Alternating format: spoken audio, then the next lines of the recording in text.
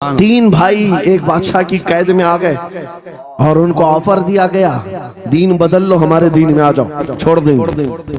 सख्त थे, जमे हुए थे, डटे हुए थे, कहा नहीं। कहा जल्लाद को बुलाओ, कोड़े मारो, कहा तैयार हैं हम।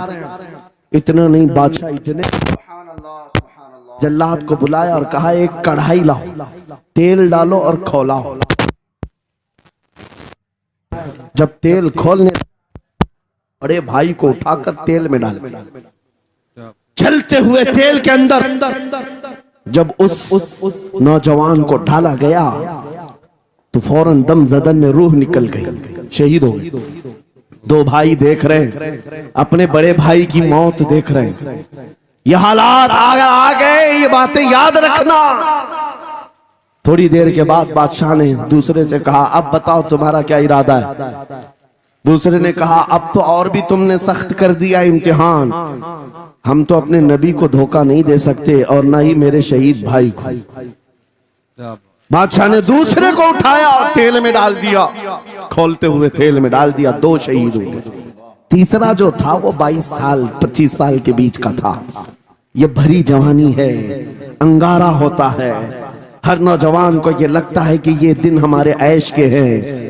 दुनिया में जहां चमकती हुई चीज को देखता है दिल दे बैठता है, माँ बाप से भाग जाता है, घर बार को छोड़ देता है, उसको हर अच्छी चीज बुरी लगने लग जाती है। ये उम्र बड़ी खतरनाक मंजिल पे आ जाती है नौजवानों, जो इस उम्र में बच गया इंशाअल्लाह वो आगे भी बच जाएगा, आगे भी बच जाएगा।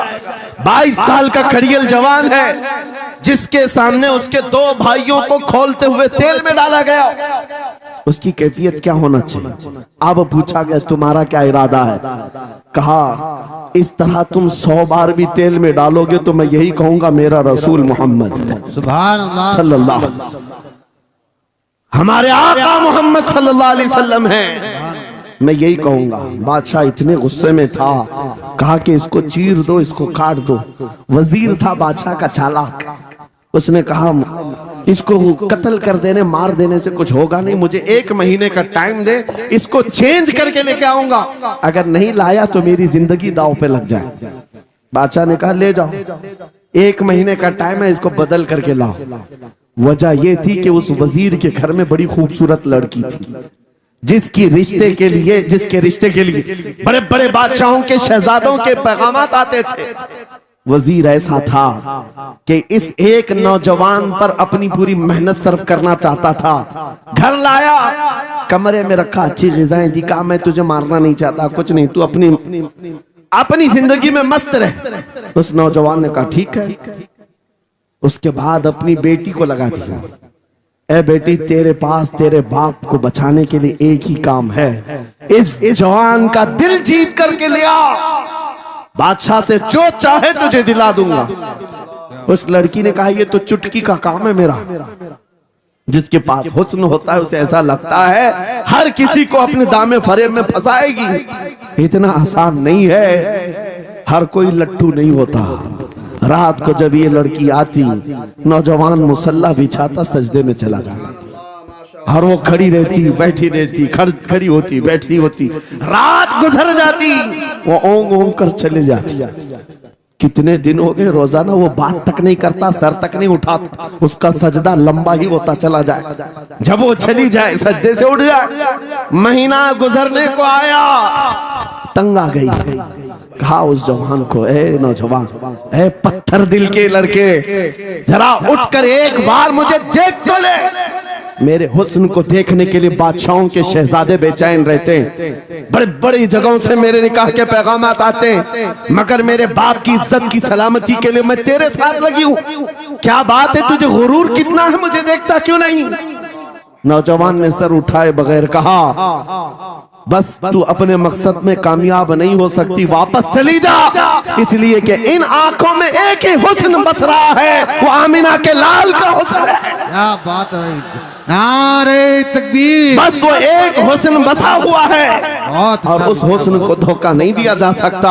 सुभान अल्लाह, वो खातून के दिल में, उस लड़की के दिल में ऐसी हैबत तारी हो गई, ऐसी हैबत तारी हो गई, कपकपाने लग गई और खड़े होकर कहने लगी, मैं दिल से गवाही देती हूँ कि तू भी सच्चा है, तेरा दीन भी सच्चा। सुभान अल्लाह, सुभान अल्लाह। उठ जा, मुझे आजाद कर इस तमाम वाहियात जिंदगी से, मैं तेरे साथ आने को तैयार हूँ, तेरे दीन में भी और तेरे निकाह में भी। नौजवान खड़ा हुआ, कहा कि ये ईमान लाई हुई है। उस खातून ने कहा, मैं तेरी बेड़ियां खोलती हूँ, मैं यहाँ से जाने का रास्ता फराहम करती हूँ। दुनिया जिसको फंसाने के चक्कर में थी, अक्सर ये देखा गया है वो खुद अपनी गर्दन मुस्तफा के कदमों में देने को तैयार। क्या बात है। शर्त इतनी है कि मोहम्मद से वफा तूने, तो हम तेरे हैं। ये जहां चीज है क्या अल्लाह कलम तेरे हैं। सुभान अल्लाह, सब तुम्हारा हो सकता है, सब तुम्हारा होगा। बस जिंदाबाद, मरहबा। मेरे अजीजों, अब सुनो आगे की बात। कलियू भी फरमाते हैं, इन जवानों की हिकायत क्यों सुना रहा हूं, ये आने वाले हालात, आने वाले हालात हैं।